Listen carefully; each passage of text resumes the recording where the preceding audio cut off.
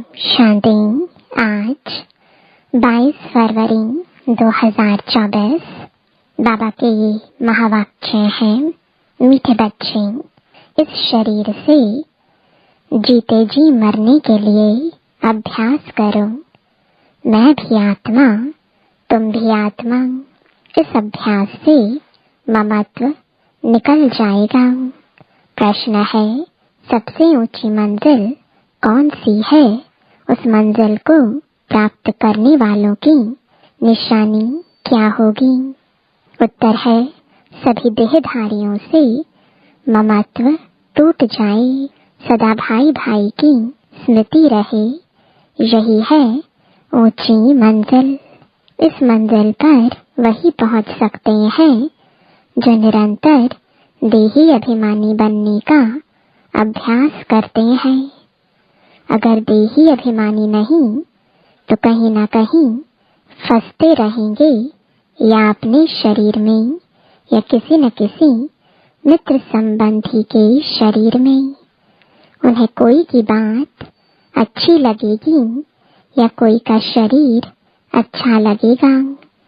ऊंची मंजिल पर पहुंचने वाले जिस्म यानी देह से प्यार कर नहीं सकते। उनका शरीर का भान टूटा हुआ होगा। ओम शांति। रूहानी बाप रूहानी बच्चों को कहते हैं, देखो मैं तुम सभी बच्चों को आप समान बनाने आया हूँ। अब बाप आप समान बनाने कैसे आएंगे? वह है निराकार। कहते हैं, मैं निराकार हूँ।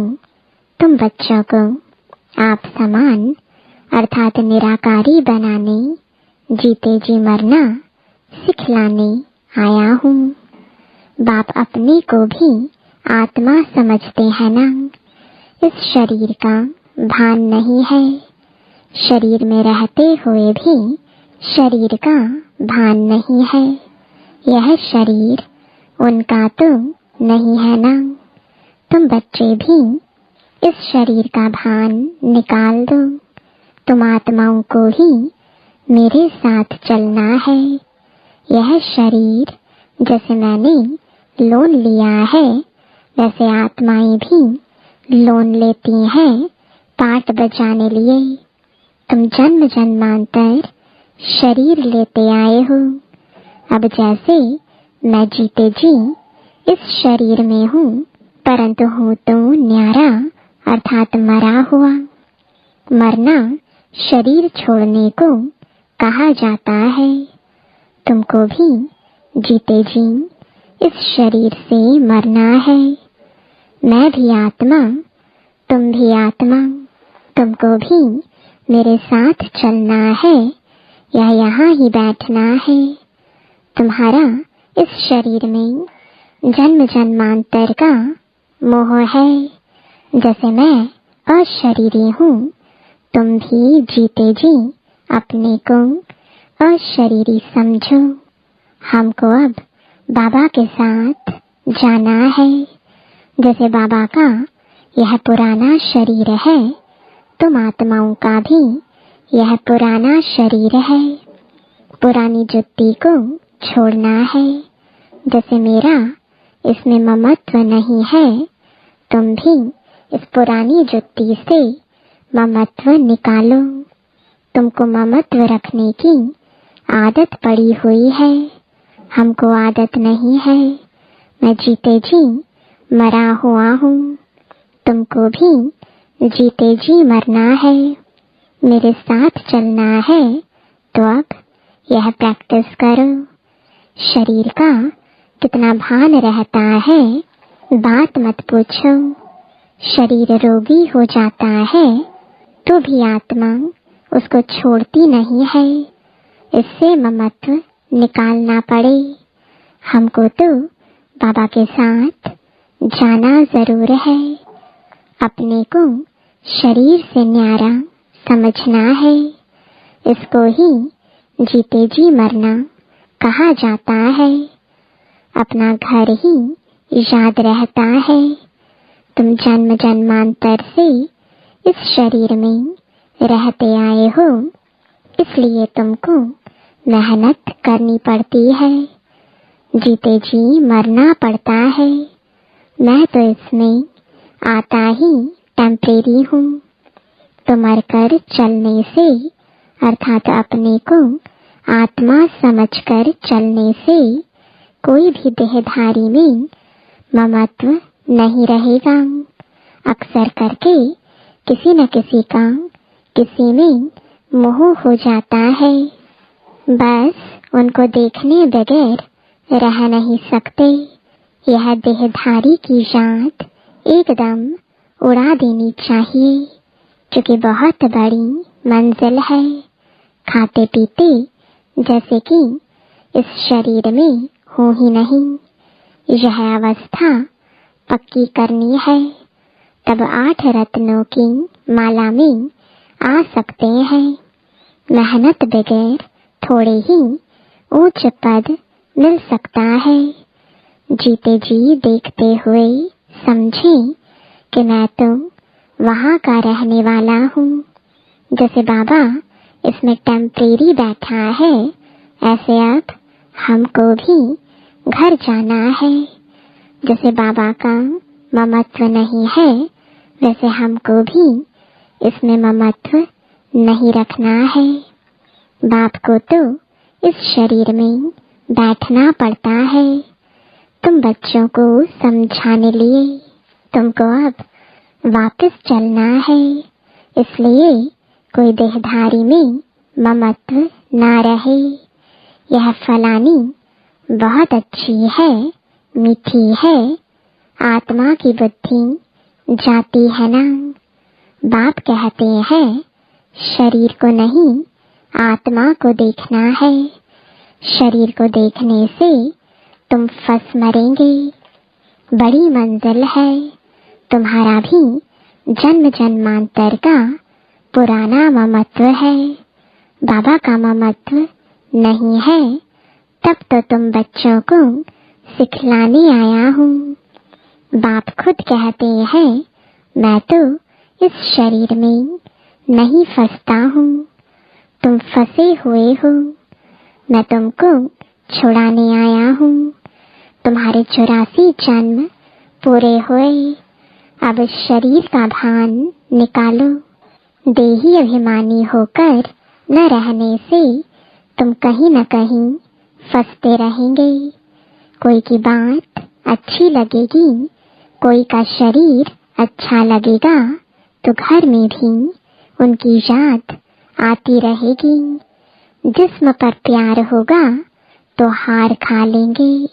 ऐसे बहुत खराब हो जाते हैं। बाप कहते हैं स्त्री पुरुष का संबंध छोड़ अपने को आत्मा समझो। यह भी आत्मा, हम भी आत्मा। आत्मा समझते समझते शरीर का भान निकलता जाएगा। बाप की याद से ही विकर्म भी विनाश होंगे। इस बात पर तुम अच्छी तरह से विचार सागर मंथन कर सकते हो। विचार सागर मंथन करने बगैर तुम उछल नहीं सकेंगे। यह पक्का होना चाहिए कि हमको बाप के पास जाना है जरूर। मूल बात है याद की। 84 का चक्र पूरा हुआ, फिर शुरू होना है। इस पुरानी देह से ममत्व नहीं हटाया तो फंस पड़ेंगे, या अपने शरीर में या कोई मित्र संबंधी के शरीर में। तुमको तो किससे भी दिल नहीं लगानी है। अपने को आत्मा समझ बाप को याद करना है। हम आत्मा भी निराकार, बाप भी निराकार। आधा कल्प तुम भक्ति मार्ग में बाप को याद करते आए हो ना। हे प्रभु कहने से शिवलिंग ही सामने आएगा। कोई देहधारी को हे प्रभु कह ना सके। सभी शिव के मंदिर में जाते हैं, उनको ही परमात्मा समझ पूजते हैं। ऊंचे ते ऊंचा भगवान एक ही है। ऊंचे ते ऊंचा अर्थात परम धाम में रहने वाला। भक्ति भी पहले अव्यभिचारी होती है एक की, फिर व्यभिचारी बन जाती है। तो बाप बार बार बच्चों को समझाते हैं कि तुमको ऊंच पद पाना है तो यह प्रैक्टिस करो, देह का भान छोड़ो। सन्यासी भी विकारों को छोड़ते हैं ना। आगे तो सतु प्रधान थे, अभी तो वह भी तमु प्रधान बन पड़े हैं। सतु प्रधान आत्मा कशिश करती है, अपवित्र आत्माओं को खींचती है, क्योंकि आत्मा पवित्र है। फल पुनर्जन्म में आते हैं तो भी पवित्र होने के कारण खींचते हैं। कितने उन्हों के फॉलोअर्स बनते हैं। जितनी पवित्रता की जास्ती ताकत उतने ज्यादा फॉलोअर्स। यह बाप तो है ही एवर प्योर और है भी गुप्त, डबल है ना। ताकत सारी उनकी है, इनकी यानी ब्रह्मा की नहीं। शुरू में भी तुमको उसने कशिश की, इस ब्रह्मा ने नहीं, क्योंकि वह तो एवर प्योर है। तुम कोई इनके पिछाड़ी नहीं भागे। यह कहते हैं मैं तो सबसे जास्ती पूरे 84 जन्म प्रवृत्ति मार्ग में रहा, यह तो तुमको खींच ना सके। बाप कहते हैं मैंने तुमको खींचा। भल सन्यासी पवित्र रहते हैं, परंतु मेरे जैसा पवित्र तो कोई भी होगा नहीं। वह तो सब भक्ति मार्ग के शास्त्र आदि सुनाते हैं। मैं आकर तुमको सब वेदों शास्त्रों का सार सुनाता हूँ। चित्र में भी दिखाया है, विष्णु की नाभि से ब्रह्मा निकला, फिर ब्रह्मा के हाथ में शास्त्र दिखाए हैं। अब विष्णु तो ब्रह्मा द्वारा शास्त्रों का सार सुनाते नहीं हैं, वो तो विष्णु को भी भगवान समझ लेते हैं। बाप समझाते हैं मैं इन ब्रह्मा द्वारा सुनाता हूँ, मैं विष्णु द्वारा थोड़े ही समझाता हूँ। कहाँ ब्रह्मा कहाँ विष्णु, ब्रह्मा सो विष्णु बनते हैं, फिर 84 जन्म के बाद यह संगम होगा। यह तो नई बातें हैं ना, कितनी वंडरफुल बातें हैं समझाने की। अब तो बाप कहते हैं बच्चे जीते जी मरना है, तुम शरीर में जीते हो ना। समझते हो हम आत्मा है, हम बाबा के साथ चले जाएंगे। यह शरीर आदि कुछ भी ले नहीं जाना है। अब बाबा आया है, कुछ तो नई दुनिया में ट्रांसफर कर दें। मनुष्य दान पुण्य आदि करते हैं दूसरे जन्म में पाने के लिए। तुमको भी नई दुनिया में मिलना है।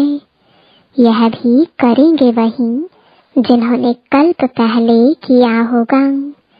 कम जास्ती कुछ भी होगा नहीं, तुम साक्षी होकर देखते रहेंगे। कुछ कहने की भी दरकार नहीं रहती।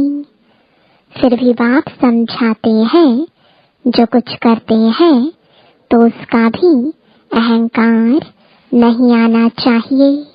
हम आत्मा यह शरीर छोड़कर जाएंगे, वहाँ नई दुनिया में जाकर नया शरीर लेंगे। गाया भी जाता है राम गयो रावण गयो। रावण का परिवार कितना बड़ा है, तुम तो मुट्ठी भर हो। यह सारा रावण संप्रदाय है, तुम्हारा राम संप्रदाय कितना थोड़ा होगा, 9 लाख। तुम धरती के सितारे हो ना। माँ बाप और तुम बच्चे, तो बाप बार बार बच्चों को समझाते हैं कि मर्जीवा बनने की कोशिश करो।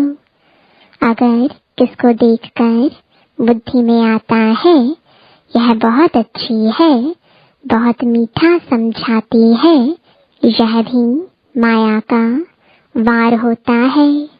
माया ललचा देती है, उनकी तकदीर में नहीं है तो माया सामने आ जाती है।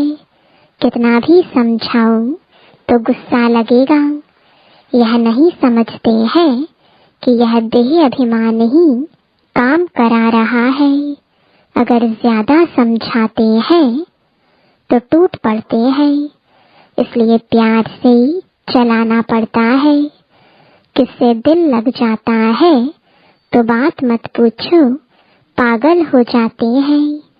माया एकदम बेसमझ बना देती है।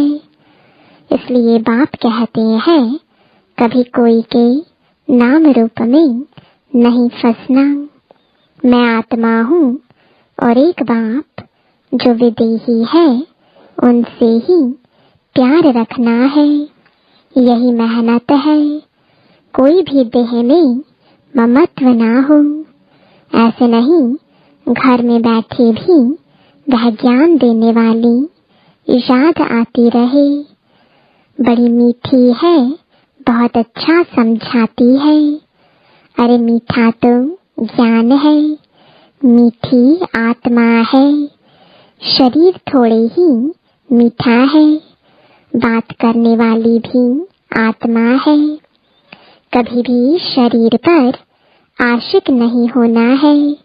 आजकल तो भक्ति मार्ग बहुत है।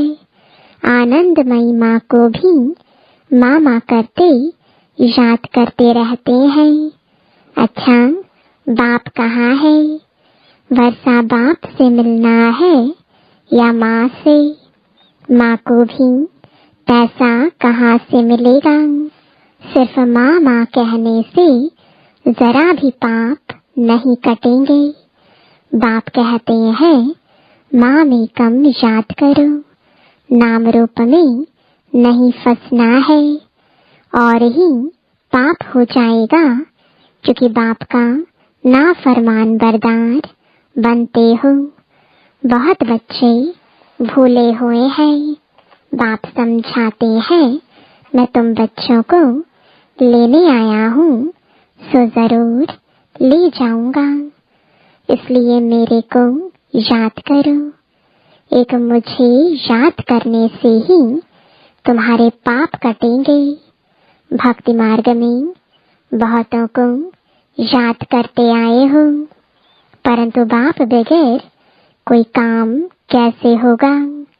बाप थोड़ी ही कहते हैं माँ को याद करो। बाप तो कहते हैं मुझे याद करो।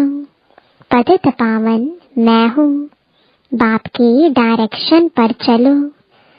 तुम भी बाप के डायरेक्शन पर औरों को समझाते रहो।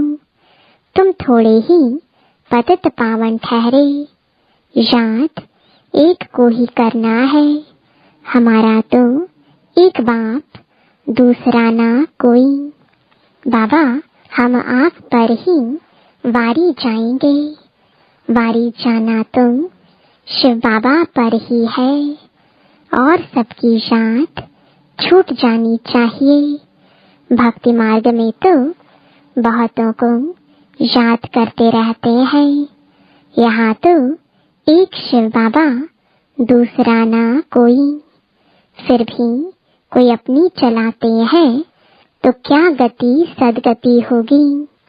मूंझ पड़ते हैं बिंदी को कैसे याद करें।